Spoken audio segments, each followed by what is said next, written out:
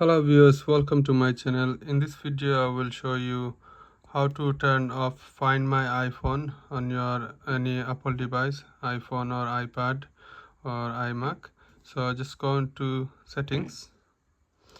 Now on your settings you just tap on your name and scroll down and tap on Find My, and here is Find My iPhone. It's turned on, so just tap on it and press on here.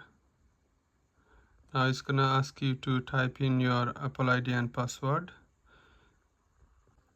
So type the password in and just press turn off.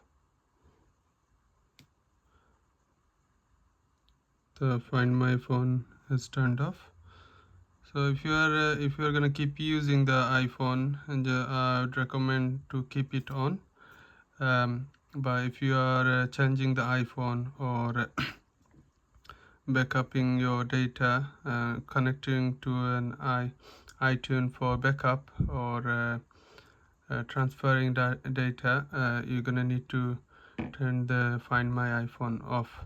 So I hope you find this video helpful. Please subscribe to my channel and hit the like button. Thank you.